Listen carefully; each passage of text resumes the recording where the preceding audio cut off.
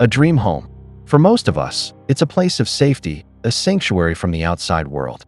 It's the one place you can lock the door and feel truly secure. But what happens when the threat isn't on the outside? What happens when the very walls of that sanctuary start to speak? The story you're about to hear is an allegedly true tale, one that pulls from documented paranormal accounts and chilling urban legends. It's about a young woman who found her perfect home, only to discover that the house didn't just want her there. It wanted to keep her forever. Imagine this. You're finally alone in your new house. The boxes are unpacked, and the life you've been dreaming of is about to begin. You're surrounded by the comforting silence of your own space. Then you hear it. A sound so quiet, you almost convince yourself it's nothing. A murmur from inside the walls. At first, you just dismiss it. It's the wind. It's an old house settling. But what if it isn't? What if, night after night, that sound starts to form a word? And what if that word is your name?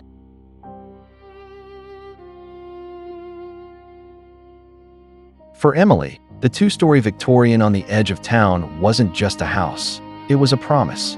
At 28, she was finally getting her life together after a few rough years.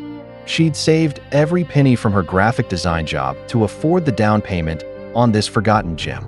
The realtor had been almost apologetic, mentioning old rumors and the fact the house had sat empty for years, which was why the price was so low it felt like a dream. Sure, it had peeling wallpaper and the faint, musty smell of sitting empty, but Emily saw past all that. She saw the grand staircase, the beautiful bay windows, and a sprawling, overgrown garden she could already picture herself bringing back to life. This was her sanctuary. The first week was pure bliss. Sunlight streamed through dusty windows as she painted the walls a hopeful shade of cream. She spent her evenings on the porch listening to the crickets, feeling a peace that had escaped her for most of her adult life. The house was old, of course. It creaked and groaned at night, like all old houses do. The sounds were rhythmic, almost comforting. The woody sigh of settling timbers, the tap-tap-tapping of a loose shutter somewhere upstairs. She was alone, but not lonely. She felt safe. She spent hours arranging her things, making the space her own. She explored every corner, from the cobweb-filled attic to the damp, stone-walled cellar. It was a house with a history, and she was excited to become a part of it. It was on the fifth night that something changed. The normal comforting sounds were still there, but underneath them, another sound had joined the nightly chorus. It was a low, rhythmic hum, almost too quiet to notice. She traced it to the wall behind her bed and pressed her ear against the cool plaster. It sounded like a conversation in a distant room, the words muffled and impossible to make out. It was strange, but not frightening. Not yet. Old pipes, she told herself. Faulty wiring. There's always a rational explanation. She pulled the covers up to her chin and told herself that in the morning, it would all make sense.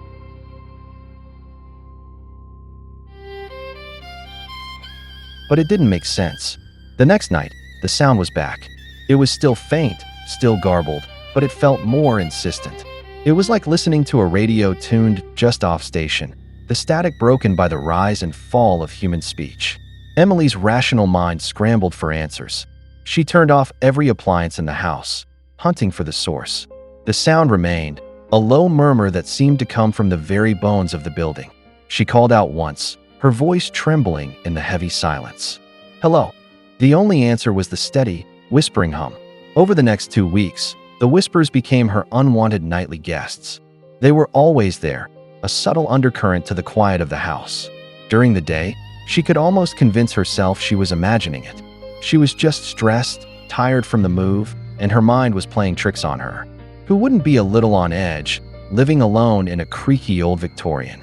She went down the rabbit hole of online forums, searching for sounds in old house walls, and found 1,000 logical reasons. Pests, plumbing, wood expanding and contracting. She clung to these explanations like a life raft. But a part of her knew this was different. The sound wasn't random. It had a rhythm. One night, lying awake, she realized it sounded like multiple voices talking over one another. A chorus of murmurs, a secret meeting held inside her walls. Her unease began to curdle into real fear. The house didn't feel like a sanctuary anymore. It felt like it was listening. She started sleeping with earplugs, but it was no use. The vibrations seemed to travel right through her pillow, a low thrum against her skull. The whispers were following her now, no longer just in the walls. She'd hear a snatch of it in the kitchen, a faint trace from the top of the stairs. The house was alive with secrets she couldn't understand.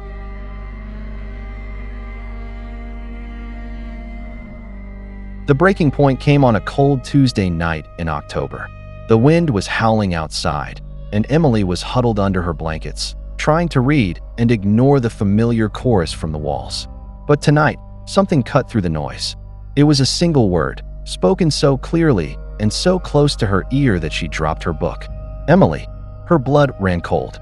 The word just hung there in the air, sharp and clear. That wasn't the wind. That wasn't old pipes. That was a voice, and it knew her name. She shot upright in bed, heart hammering against her ribs. She scanned the dark corners of her room, half expecting to see someone standing there. Nothing. The room was empty, and the chorus of murmurs had stopped, replaced by a silence that was somehow even more terrifying. After that night, everything changed. The whispers weren't a vague, indistinct hum anymore. They were getting clearer, more personal. Lying in bed, she'd hear broken phrases drift out of the walls. "Don't leave us. So cold. Come closer." The fear was a constant knot in her stomach. The house that was once her dream had become her prison. She started noticing other things too. A permanent cold spot in the main hallway that no amount of heat could touch. Doors she knew she had closed would be found standing wide open. And things started to move. A keychain she left on the kitchen counter would suddenly be on her bedside table. At first, she blamed her own frayed memory, a side effect of sleepless nights and growing anxiety. But deep down, she knew she wasn't the one moving them. The house was playing with her, testing her, learning her, and the whispers were its voice, a constant invasive presence that was slowly chipping away at her sanity.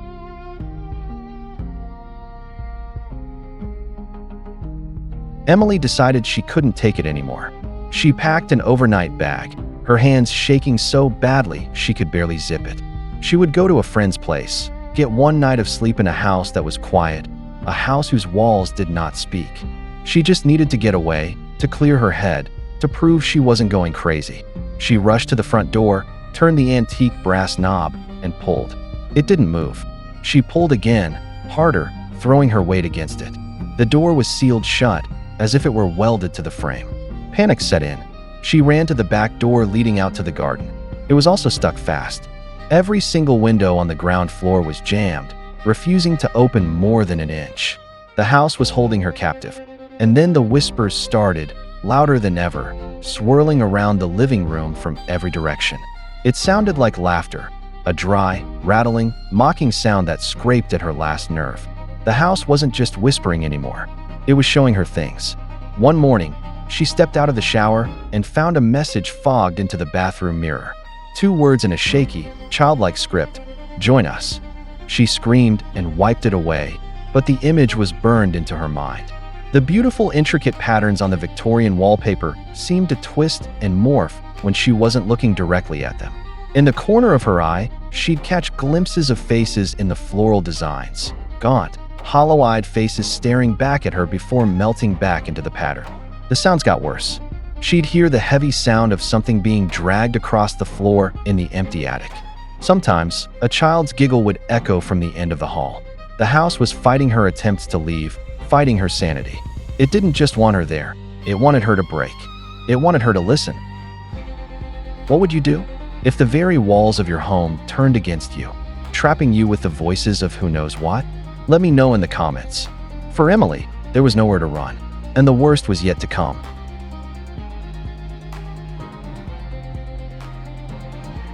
Emily was a prisoner. Her days were a blur of dread, her nights a torment of whispers. Sleep was a memory. The voices were a constant, maddening chorus that followed her from room to room. One voice, though, began to stand out from the others. It was weaker, a woman's voice, and it always seemed to come from the same place.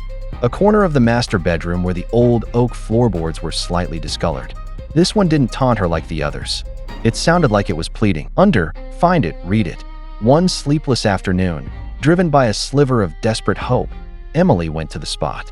Armed with a crowbar from the cellar, she started prying at the loose floorboards. They resisted, then gave way with a groaning splinter of wood. Underneath, In the dark space between the floor and the ceiling below was a small hidden cavity, and inside, covered in dust, was a small, leather-bound journal. Her heart pounded as she lifted it out. The leather was cracked and faded. The first page had a name written in elegant cursive, Eleanor Vance. The date, April 12, 1983. As Emily started to read, a horrifying wave of déjà vu washed over her. Eleanor's handwriting started out neat and composed, but with every page, it devolved into a frantic, barely legible scrawl. Eleanor's story was Emily's story. She had also bought the house as her dream, a fresh start. She had also heard the faint murmurs in the walls.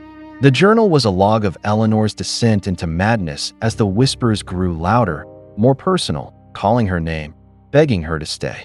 But Eleanor had dug deeper. She had researched the property's history. Emily's eyes flew across the frantic script, her breath catching in her throat. According to Eleanor, the house wasn't just a house. It was built in the late 1800s on land that had once been home to an asylum, a place of horrific suffering that had burned to the ground in a terrible fire in 1823. The spirits of the tormented, Eleanor wrote, were trapped on the land. The house was built over them, becoming a vessel, a prison for their souls. The journal claimed the house wasn't haunted in the usual sense. It was a conscious entity. It was alive, and it was lonely.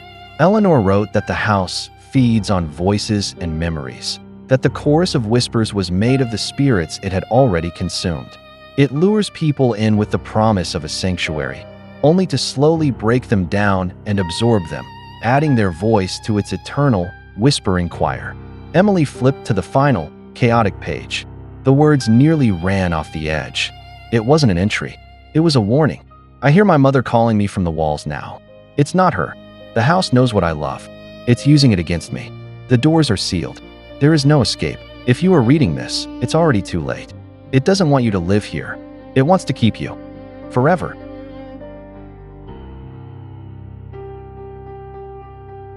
As Emily read those last terrifying words, the air in the room dropped to an icy cold. The journal fell from her numb fingers. The whispers, which had been a low hum while she read, erupted into a deafening roar. They came from every direction, a nightmare cacophony of pleading, taunting, and screaming voices that hammered at her from inside her own head. The bedroom door, which had been open, slammed shut with a force that shook the entire house. She scrambled to her feet, lunging for the door, but the knob wouldn't turn. It was fused solid. Pure, absolute panic took over. She ran into the hall, but the hallway seemed to stretch out before her, the door to the stairs elongating into an impossible distance. The wallpaper writhed, the faces within it now clear and distinct, their silent mouths wide open in screams. The house was tearing apart the rules of reality, twisting itself into a labyrinth of fear. She turned, desperate for another way out, and saw the floor in front of her begin to darken. It wasn't a shadow. The wood itself was turning black, splitting open like a wound. A chasm of pure empty darkness yawned open at her feet. The roar of the whispers intensified, pulling at her, calling her from the void. She clawed at the walls, trying to back away, but the floor felt like it was tilting, sliding her toward the abyss. She screamed, a raw, hopeless sound that was instantly swallowed by the thousand voices of the house. And then, she fell.